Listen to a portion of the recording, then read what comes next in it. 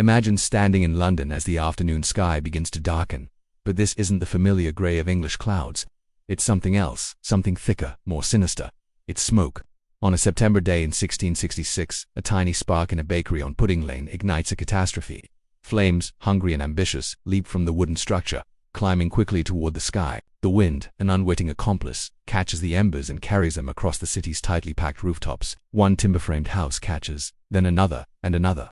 Suddenly, London is burning. Panic erupts. People spill into the narrow streets, their faces etched with terror, grabbing what little they can carry. The city's ancient bells, once a comforting chime marking the hours, now ring in a frantic, desperate alarm. But their call for help is drowned out by the roar of the inferno. Entire streets, places where people lived and loved and worked just moments before, simply vanish in overwhelming waves of heat and ash. The Great Fire of London has no mercy. It doesn't care for the history etched into the walls of ancient guilds or the memories held within a family home. It consumes everything in its path, reducing centuries of history to cinders. For 4 long days, the city is a vision of hell on earth. When the flames finally recede, an eerie silence descends. The heart of London has been ripped out, leaving a smoking, blackened scar. But London does not die. It refuses to surrender. From the smoldering ashes, a new city begins to rise, stronger and more resilient than before. Stone replaces wood. The narrow, winding lanes that had acted as a death trap are widened into grander streets. The city learns a hard lesson in fire and rebirth. Slowly, painfully, time begins to move forward again. Centuries pass, and the rhythm of London changes once more. A new kind of smoke now fills the air. Not from destruction, but from creation. Machines appear, forged from iron and ambition. Steam rises from countless chimneys, a signal of a new era dawning. Factories, monstrous and magnificent, roar to life, their endless noise becoming the city's new heartbeat. The Industrial Revolution has arrived, and it transforms London into the sprawling, beating heart of a global empire. The world has never seen anything like it. This new London is a city of relentless motion. Trains, like iron dragons, scream through newly dug tunnels beneath the streets, connecting every corner of the metropolis. On the surface, the River Thames is no longer a quiet waterway but a crowded highway of commerce. Ships from every corner of the globe jostle for space, their masts a dense forest against the skyline, unloading treasures and raw materials while taking on the fruits of British industry. And with the ships come people, millions of them. They pour into the city from the countryside and from distant lands, all searching for the same things: work, a new start, an opportunity to forge a better life in this capital of the world. As evening falls, a different kind of light begins to glow. Gas lamps flicker to life, their soft golden light casting long shadows and painting the streets with a new, mysterious beauty. The infamous London fog, a thick pea souper, rolls in from the river, mingling with the smoke from the factories. It wraps around the city, muffling sounds and turning familiar landmarks into ghostly silhouettes. The gaslight shines through the haze, creating an atmosphere that is both magical and unsettling. But in this city of progress and light, not all shadows are friendly. In the labyrinth of London's backstreets and alleys, another story unfolds. The echo of solitary footsteps on wet cobblestones can mean many things, but sometimes it means danger. In the dark corners of Whitechapel, fear walks quietly beside progress. The city's immense growth has created not just wealth, but also desperate poverty. In the slums, where thousands live crammed together in squalor, a darker side of humanity thrives. Whispers of a shadowy figure, a killer who haunts the night, spread like a contagion. Some stories become legends, whispered from one generation to the next, never to be forgotten. They are a chilling reminder that even in the world's most modern city, ancient fears can still hold sway. As the night deepens, a new sound tears through the London air, a sound more terrifying than any before it. It's not the clang of a fire bell or the whistle of a steam train. It's the wail of an air raid siren. War has come to London again, this time from the skies. The Blitz has begun. Bombs fall like metallic rain, their explosions shaking the very foundations of the city. Buildings that survived the Great Fire, that stood through the Industrial Revolution, are now turned to rubble in an instant. The night sky, once lit by gas lamps and stars, is now illuminated by the terrifying glare of searchlights and the orange glow of burning buildings. Once again, the people of London run, but this time they run not through the streets, but beneath them. Families flee into the dark, damped tunnels of the underground, carrying only what they can hold: a child, a suitcase, a treasured photograph. The train platforms, usually a place of hurried departures and arrivals, become makeshift homes. Strangers huddle together for warmth and comfort, their lives thrown together by a shared threat. Down in the tunnels, they wait. They listen to the muffled thunder of the bombs exploding above them, feeling the ground tremble with each impact. They hope, they pray, they sing songs to keep their spirits up, a defiant chorus against the symphony of destruction overhead. In the deep dark belly of the earth, London holds its breath, waiting for the dawn. The afternoon sky over London darkens, but not with clouds. It's a haze of grey and black, carrying the scent of burning wood and flour. It all started in a small bakery on Pudding Lane.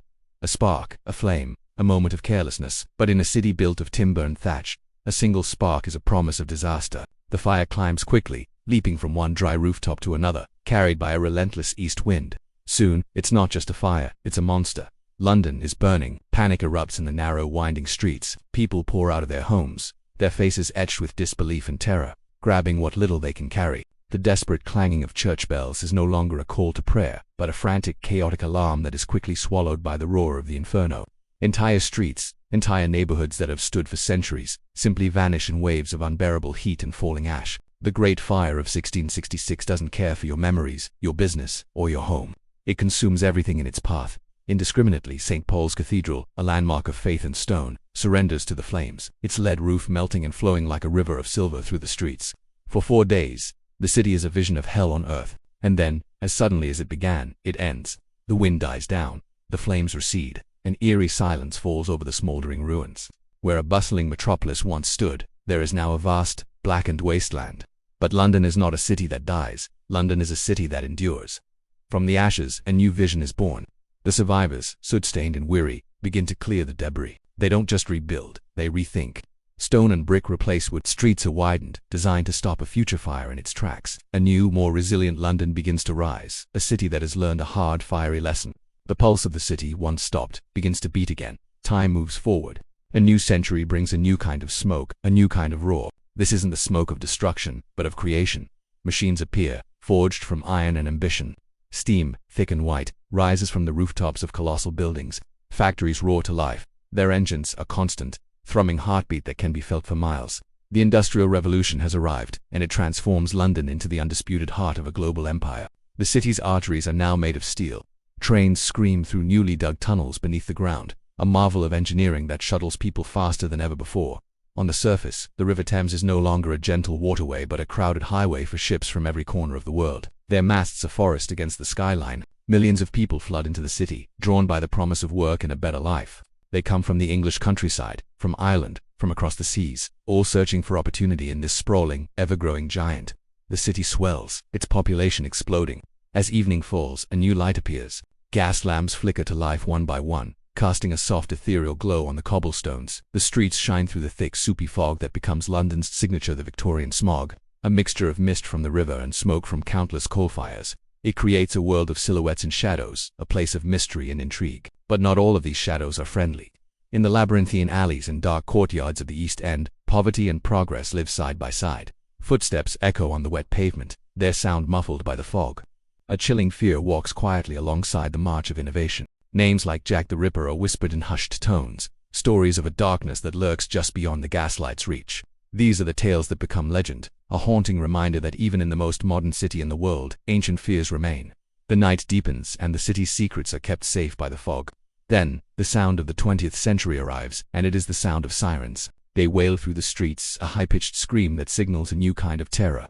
War has come again, not with swords or muskets, but from the sky. The blitz begins. Bombs fall like deadly rain, their explosions shaking the very foundations of the city. Buildings that survived the Great Fire and the passage of centuries are turned to rubble in an instant. This is a war against everyone. There are no front lines, only targets. Once again, Londoners run, but this time they run down, not away. Families flee into the darkness of the underground stations, the train tunnels becoming their makeshift shelters. They carry only what they can hold, a blanket, a child's toy, a treasured photograph. Down in the damp, crowded tunnels, a strange new community is formed. Strangers huddle together, sharing stories, tea, and a collective anxiety. They wait through the long nights, listening to the muffled thuds of the bombs overhead, feeling the ground tremble beneath them. In the darkness, they listen, they wait, and they hope. Above them, the city burns, but below, its spirit holds its breath, refusing to be broken. London will endure. It always does. Midnight passes underground.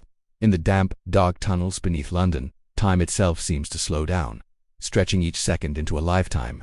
Children, bundled in blankets, finally drift into a fitful sleep, their small chests rising and falling in the suffocating air. Adults, their faces etched with fear and exhaustion, exchange hushed whispers, their voices swallowed by the oppressive silence of the earth. Above them, the city burns. The familiar skyline is a jagged silhouette against a hellish orange glow. The air is thick with the acrid smell of smoke and destruction. But London, stubborn and resilient, survives.